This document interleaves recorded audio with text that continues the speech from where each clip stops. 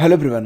दोस्तों 2023 मध्य से शिक्षा जगत में ख़ास तौर से देखा जाए तो बीएड, डीएलएड और अब सीटेट के लिए भी कुछ अच्छी खबरें निकल कर सामने नहीं आ रही हैं। अब आप लोगों को लगेगा डीएलएड में क्या हो गया।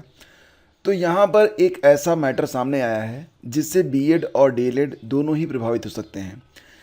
थोड़ा सा पीछे चलते हैं। देखो फ्रेंड्स, पहले क्या हुआ, 2011 में टीईटी यानी कि टीचर एलिजिबिलिटी टेस्ट की शुरुआत की गई। पहली बार जो टीईटी हुई थी 2011 में हुई थी और सभी स्टेट से एक आ गया था कि आप लोग टीईटी टीचर एलिजिबिलिटी टेस्ट नामक जो परीक्षा है इसका आयोजन आप लोग करें।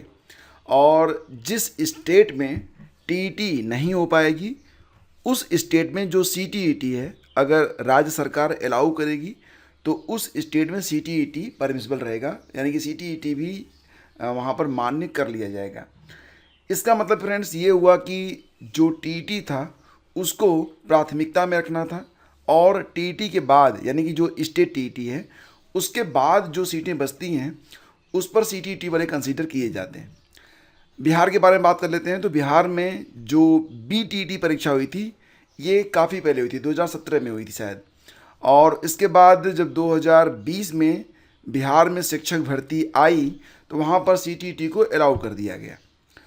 अब झारखंड चलते हैं। तो झारखंड में आपको पता ही है कि झारखंड ने कहा था कि हम सीटीईटी को अलाउ नहीं करेंगे।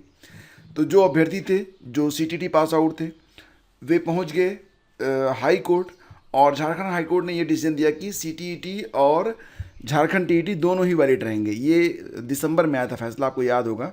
दिसंबर 21 2023 की न्यूज़ है जो कि आपके सामने है कि JSSC teacher recruitment 2023 CTET and TET pass candidate eligible exam dates released. तो यहाँ पर सीटीईटी को भी हाई कोर्ट के द्वारा मौका दे दिया गया कि सीटीईटी वाले भी झारखंड में शिक्षक बन सकेंगे। तो बैकग्राउंड अब आप समझ गए होंगे। तो अब आगे क्या होता है कि ये झारखंड के कुछ एस्पिरेंट ऐसे हैं जो कि अब पहुंच चुके हैं सुप्रीम कोर्ट। उन्होंने सुप्रीम कोर्ट को ये बात याद दिलाई है, एक रिट डाली गई है जिसमें ये कहा गया है कि स्टेट टीटी को पहले जो वेटेज है मिलना चाहिए, फिर जो सीटें बचती हैं वो सीटीटी को जानी चाहिए। और इसमें इस मैटर पर झारखंड के जो एस्पिरेंट हैं, जो कैंडिडेट हैं, उनमें बिहार के भी एस्पिरेंट जो हैं वो शामिल हो चुके हैं।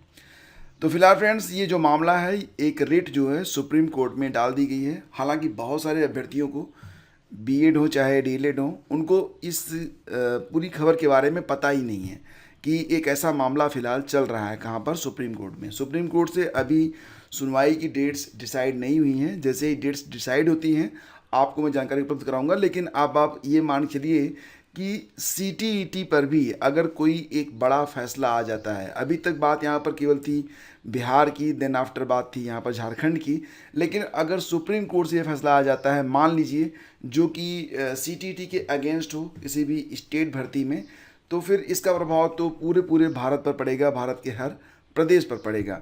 तो ये एक अलार्मिंग वेल आप मान सकते हैं सीटीईटी के लिए। साथ ही साथ जो अभ्यर्थी स्टेट टीईटी की परीक्षा में शामिल हो रहे हैं, हो सकता है कि उनके पक्ष में मामला आए या विपक्ष में आए, हो सकता है कुछ भी ना आए।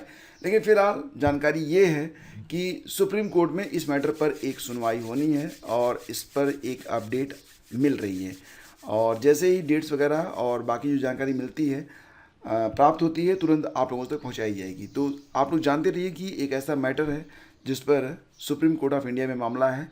इसमें इस पे स्टेट टीईटी और सीटीईटी पर सुनवाई होनी है। तो ये थी न्यूज़। Thank you.